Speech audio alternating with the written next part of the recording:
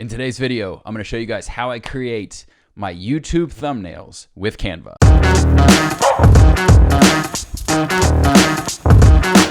What's up, fam? Welcome back to Leveling Up with CMH. Before we get started, make sure you guys like this video, hit subscribe, and the bell for notifications. Leave me a comment below. All right, let's go ahead and get started.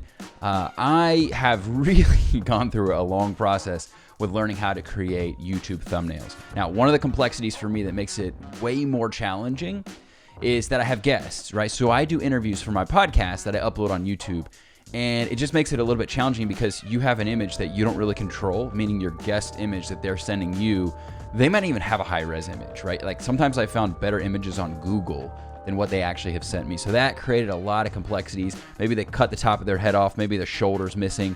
So I've had to really kind of play around with things. So let me show you guys what I've done. I'll show you how to do my solo and how I do my guest thumbnails. So I'm gonna drop into Canva. Let's go ahead and get started. Okay, so the first thing you'll notice, this first one I just did, I made an adjustment so you guys can see the difference. This makes a world of a difference. So I'm gonna remove, you see you've got the white outline in the back.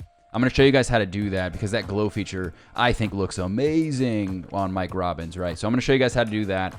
This is obviously, again, I went back to, like, this is a higher res image. I took this picture with a Canon EOS R, which is a really high grade camera, DSLR camera.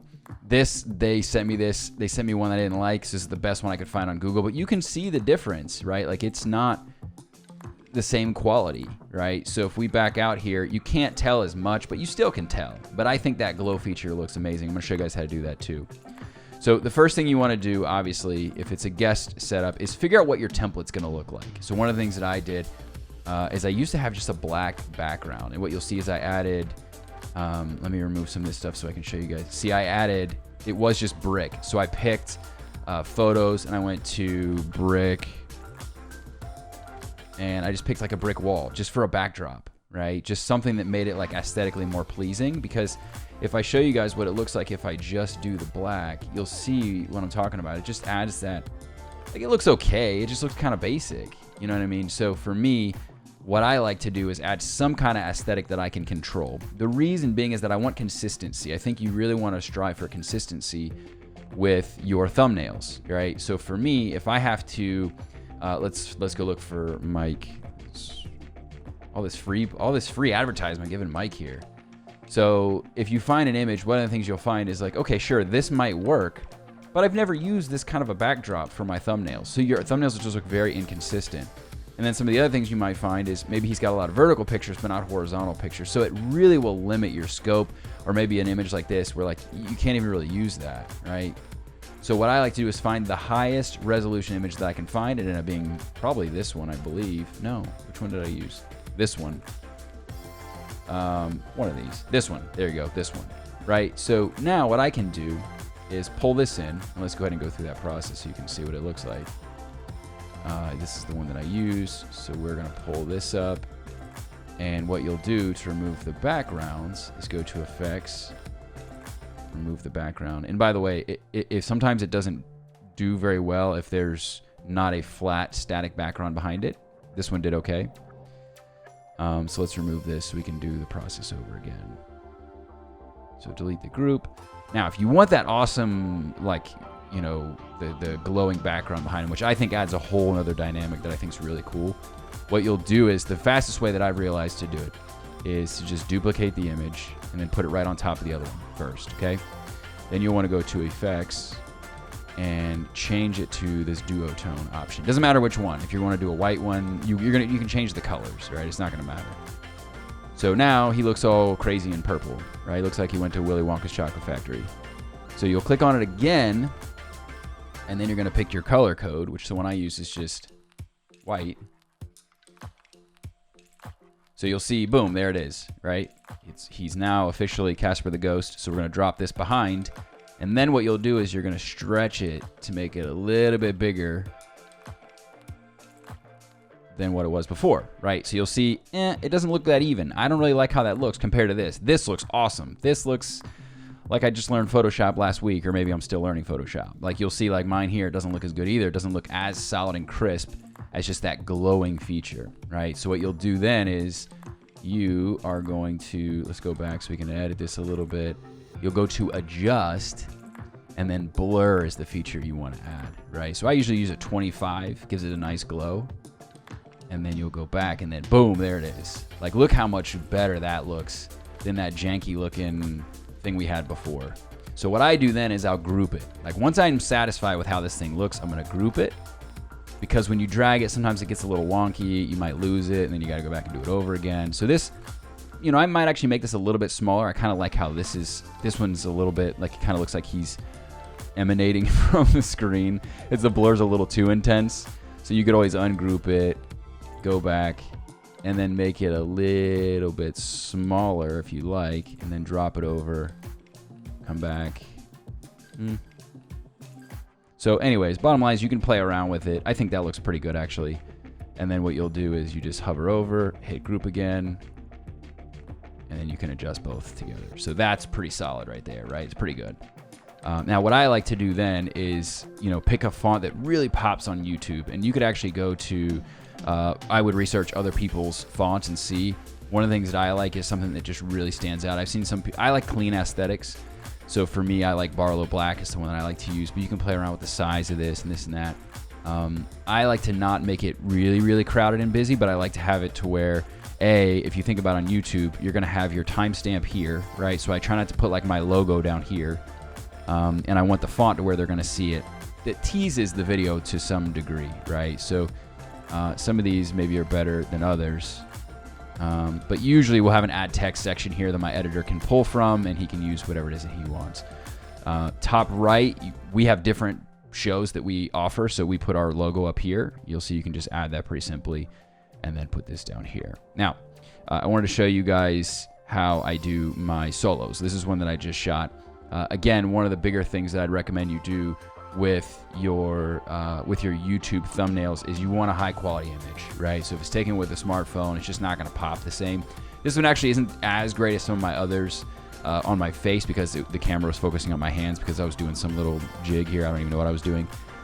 But what you'll do is you'll drop that image, whatever image you want. I would actually try to clean up the image first, so you can go and do all these various adjustments, change the brightness, contrast, saturation, tilt, etc. To really make it like, let's see if maybe it makes it look a little bit better. Let's pull see, contrast will change it pretty dramatically. You just want to make sure it looks natural. Like, obviously that's just like, this isn't even a real human, right? So you want to be very subtle with some of these changes that you make.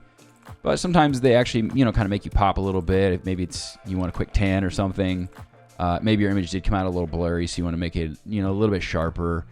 Pull out your wrinkles, things of that nature. You know, so there are some awesome options here that you can use. And then if you want, you can always pull it. Like, let's say I don't want it cutting my head off, so I want to pull myself down or up or whatever the case may be. I could do that there. If you want to flip it to the other side. I don't like doing this. I think I look weird when I flip it to the other side, but you can do that too. So there's all these different options when you click on the image. One of the other things that they've added lately is you can now, well, this isn't really a new thing, but if you're doing a presentation, you could add, you know, all these various animations. Obviously for a YouTube thumbnail, that's not going to apply to you.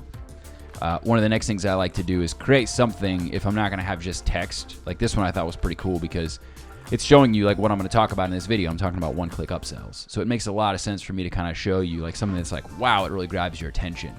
One of the things that I recommend you do before you create your thumbnail is actually go to,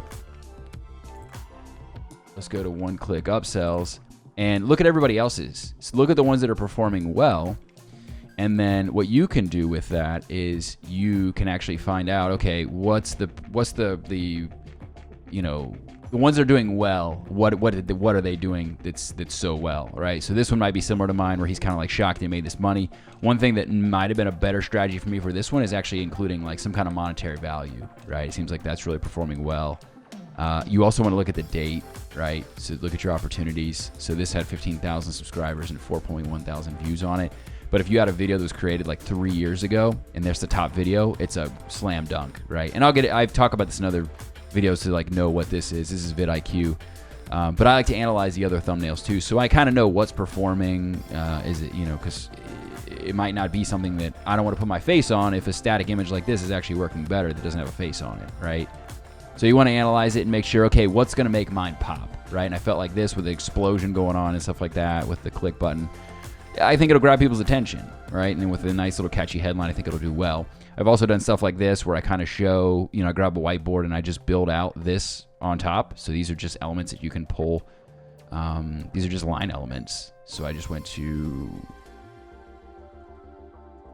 line and then I just built it myself, right? So I just went like this and built this whole thing out and put some text in the middle of it, and that was it.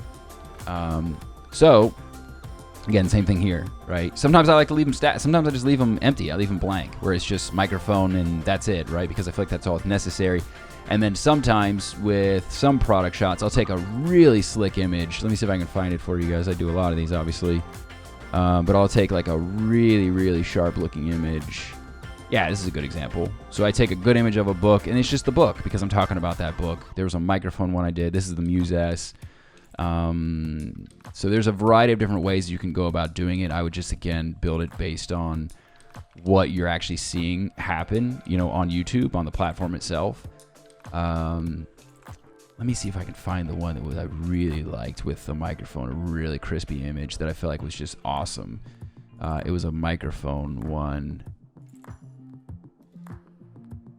Yeah, it was this image. I mean, that image is just unbelievable. So you could literally just throw an image like that up and be good to go. Let's see if we can build this actually. I'll show you quickly how I do this normally. So you will get better at using Canva as time progresses, as you continue to use the tool. But again, one of the biggest things that I'd recommend is just if you can invest in even a low grade DSLR camera, you can see that image, it just pops, right? And you've got the bokeh in the background where it's got that blurry background that just really makes it look professional. So if you stuck that right in the middle and then you just threw some really slick text on there. Actually, this is the SM58 microphone. Boom, toss it up there. I mean, you got a pretty solid thumbnail right there, right? Should do really, really well. Actually, this video is doing pretty well. Very, very solid, very crisp looking thumbnail there. But again, one of the benefits to having a high resolution image like this is that I do have the bokeh. So that text actually pops without having to put a background. Now, I'll show you one more thing I like to do just in the event that you, if you want to use something that's a high res image, let's say you wanted to, this is a good example. So what I did with this is you can tell, this contrasted a little bit too dramatically. I didn't like it. So what I did was I actually cut him out of the image and I dropped it on top and covered himself up so that he popped, but the background didn't. So I could have done the same thing. So let's say you have a microphone like this, an image that you want to do, but you don't have that bokeh feature. Now, one of the things you could do is, let's bring this down to size. Let's see if we can do this.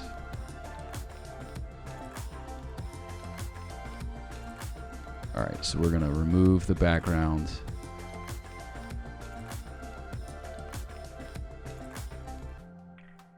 Boom, now you just have the microphone. So what you'll do is, and this is what I like to do just to make sure, it doesn't matter, you can probably overlay it pretty easily, but let's drop it back on here so it's the exact same size. And then what you'll want to do is we will do an adjust. Let's bring the brightness down. Oh, it's on the microphone. Let's see. Just make sure we're on the right one. So you can bring that brightness down, and then you pop this over the top of it.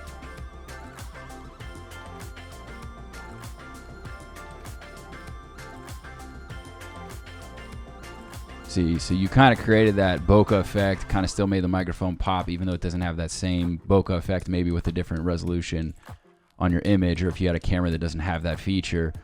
It's definitely something you can do. You can see it still really pops because we created a lot of contrast. Where's the other one? Oh, we deleted it. That's right. Let me do a side by side so you can see what it would look like compared it to the other one. This is a trick that I found that not a lot of people are doing to kind of really make an image pop awesome. Let's pull this back in so you can see the difference. And truth be told, I might actually like, even though I have the bokeh on this one, I might actually like this better. If I'm being totally candid, this one I might want to take up the brightness a little bit on the actual microphone, but Fooey. I just said fooey. It looks like we lost it. Let me go back. Sometimes weird stuff like that will happen. It'll get kind of glitchy when you have multiple images. So I might actually make the brightness of the microphone a little bit more. I don't think it matters, but I might bring it out a little bit just so it pops. This seems lighter to me, even though it's not. But that's something you could really do that I feel like would really stand out. If you do have an image issue like this where it keeps fading into the background or some weird stuff happens, just always hit the back button. Sometimes Canva does weird stuff like that. Just hit the back button and you should be fine, especially when you're pulling an image bigger than the landscape dimension here. Sometimes what you'll see is it'll just randomly disappear when you're working on things. But you know, what I do before I launch, what I do is I usually back out to a 10, this size right here. I want to get as close to possible as what this is going to look like here, so I get a real representation of it.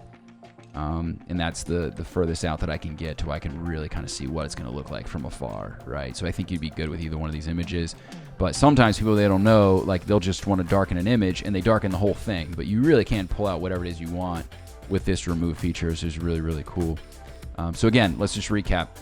You want to make sure you take advantage of all the awesome features like the glow background. You can do it on images too, by the way. You can do it on stuff like this. So if you wanted to, you could actually glow this microphone as well, right? So let's see if we can go ahead and do that actually. So we're going to create the effect here. And then we're going, which this will actually look pretty cool actually. I wish I had done this. I might go back and change it now. Yeah, it's killing for whatever reason, it's killing this. See how it keeps erasing that? So sometimes you might have to go back and redo it again. When you start doing multiple layers, sometimes, and it's bigger than that image, sometimes Canva gets really confused with what you're trying to do. So you may have to just fit it best to your ability. But I think that looks pretty slick right there. I think that looks pretty darn good. So you can do images if you wanted. Obviously, you can go back and expand it to blur a little bit more, you know, make it bigger than the image. But I think that's a pretty slick looking thumbnail, if I do say so myself. I think it looks pretty professional, and I think it would look, it's just going to give you an edge, right? It's going, when people are scrolling, they're going to be like, wow, like they're not even going to know what they're seeing, but they're going to know it looks better. So that's something that I really recommend you do. So take advantage of the multiple features. These are the ones that I use for YouTube specifically, but definitely analyze and see what everybody else is doing. Definitely use that remove background feature. That's something that's really, really awesome.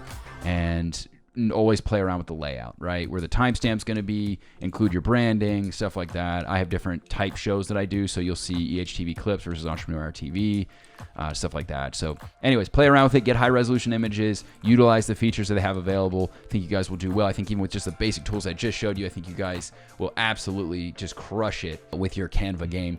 For more stuff like this, guys, make sure you like this video, hit subscribe, and the bell for notifications. Also, guys, I do have a program for you guys, a free PDF download called the Ultimate Startup Checklist. You can grab that if you are starting a business. It is the absolute must-have to make sure that you cross all of your boxes, right? Check all your boxes. Make sure you grab that. It's called the Ultimate Startup Checklist. It's included below in the descriptions. And I will see you guys in the next one.